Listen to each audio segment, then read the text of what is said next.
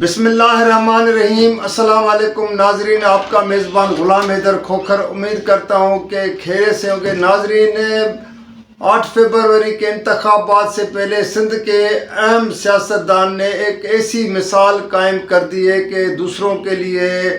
وہ بھی ایک مثال بن گئی ہے۔ اور دوسرا، کل پارلیمنٹ ہاؤس میں جو ایک اہم اجلاس ہونے جا رہا ہے اور اس حوالے سے خدشات کیے جا رہے ہیں کہ وہ اجلاس ہنگامہ خیز ہوگا۔ وہ کون سا اجلاس ہے، اس حوالے سے آپ لوگوں کے ساتھ اپنا تجزیہ اور بات چیت شیئر کرنے سے پہلے تمام ناظرین سے میری ریکویسٹ ہے کہ آپ میرے اس ویڈیو کو لائک بھی کیجیے گا، شیئر بھی کیجیے گا، سبسکرائب کے ساتھ کمنٹس ضرور بھیجا کریں، اور اس کو آپ یوٹیوب پر، فیس بک پر بھی فالو کر سکتے ہیں۔ ناظرین، شکارپور سے تعلق رکھنے والے سابق سندھ اسمبلی کے اسپیکر، سابق وفاقی وزیر، سابق صوبائی وزیر، اہم عہدوں پہ رہنے والے سیاستدان اپنا گوس بخش مہر نے سیاست سے ریٹائرمنٹ لے لی، اور اس نے اپنی زندگی میں اپنے 8 فروری کے انتخابات سے پہلے اپنے 2 بیٹوں شہریار مہر اور دوسرے کو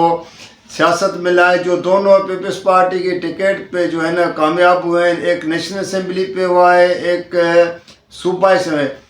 اب پاکستان میں اگر دیکھا جائے تو بہت سے فیملیز جو سیاسی خاندان ہیں وہ اپنے کی وراثت میں جو ورثے سے جو کہتے ہیں کہ اپنی سیاست کو یا گھر کے اندر وہ تقسیم کر دیتے ہیں، لیکن گوس بخش مہر نے اپنی زندگی میں یہ فیصلہ کیا کہ اس نے اپنے دونوں بیٹوں کو ماضی میں وہ مختلف پارٹیوں میں رہے ہیں، پیپلز پارٹی میں بھی رہا ہے، مسلم لیگ کاف میں بھی رہا ہے، دیگر پارٹیوں میں بھی رہا ہے، لیکن ساتھ میں اہم عہدوں پہ جیسے میں نے آپ لوگوں کے بات بتائی کہ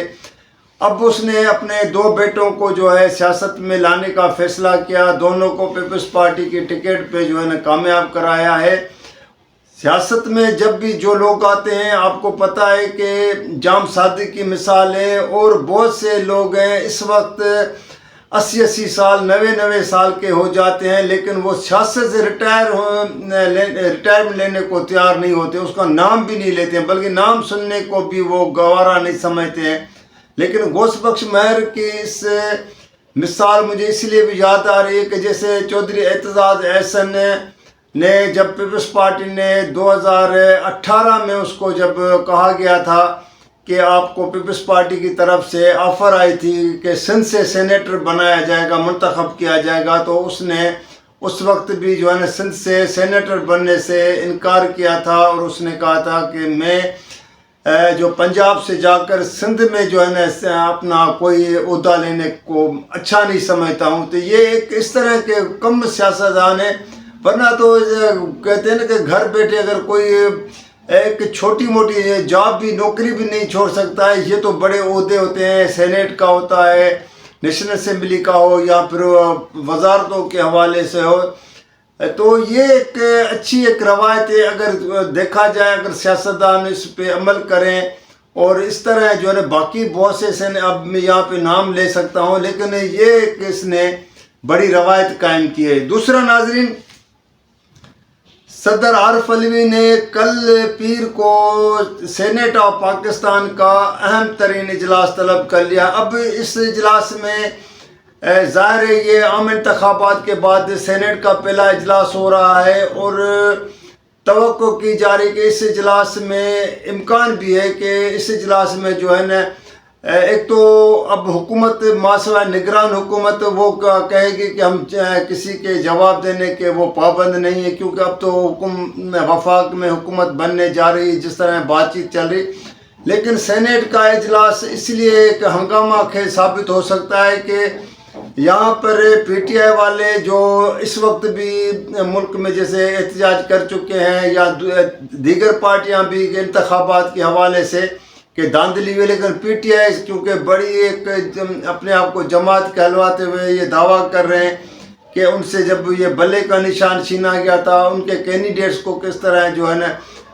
جو ہراساں کیا گیا یا ان کو الیکشن کے دنوں میں کیمپین نہیں چلانے گی، تو وہ اس حوالے سے سینٹ کے اجلاس میں احتجاج بھی کریں گے اور اس حوالے سے اپنا پروٹیسٹ بھی جو ہے نا ریکارڈ کرائیں گے۔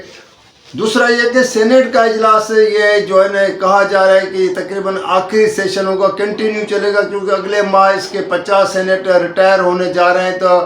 اس مرتبہ وہ تمام سینیٹرز اپنی اسپیچ کریں گے، تقاریر کریں گے، اور اس حوالے سے پھر وہ جو ایک ہوتا ہے ماحول، لیکن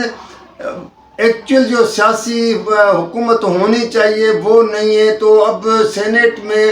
نگران جو وفاقی وزراء بیٹھے ہوں گے وہ کسی جواب کو جواب دہ، تو اس لیے حوالے سے اپنے آپ کو پابند نہیں کریں گے کن کے جواب دے سکتے ہیں، کن کے جواب نہیں دے سکتے ہیں۔ اب دیکھنا یہ ہے کہ اصل میں جو سینیٹر جو ریٹائر ہونے جا رہے ہیں یا جو سینیٹر بچ جائیں گے، ایک طرف اپوزیشن ہوگی، ایک طرف دوسری طرف جو مسلم لیگ نون، پیپلز پارٹی، دیگر جماعتیں ہوں گی، ان کا آپس میں رویہ کیا ہو سکتا ہے، کیونکہ یہ ایک دوسرے کے اوپر زبانی کلامی حملے بھی کر سکتے ہیں، ایک دوسرے کو اس طرح کی جو ہے باتیں کر کے طیش میں بھی دلا سکتے ہیں۔ تو چیئرمین سینٹ جو خود ریٹائر ہونے جا رہا ہے 11 مارچ کو اگلے مہینے، تو اس کا رویہ کیا ہو سکتا ہے، کیونکہ اب وہ جب تک اس کا نوٹیفیکیشن باضابطہ نہیں ہوتا ہے تو وہ اجلاس کی صدارت بھی کرے گا، لیکن کیا وہ اجلاس کی صدارت کر سکتا ہے، یہ بڑا ایک کوشچن ہے کہ اس کو اجلاس کی صدارت کرنے دی جائے گی یا نہیں دی جائے، کیونکہ وہ آلریڈی بلوچستان اسمبلی میں ایم پی اے منتخب ہو چکا ہے۔ تو ناظرین، آج کے لیے اتنا، کل کسی اور موضوع کے ساتھ آپ کے ساتھ اپنا تجزیہ اور بات چیت شیئر کروں گا۔ جب تک کے لیے اجازت دیجیے گا، اللہ حافظ۔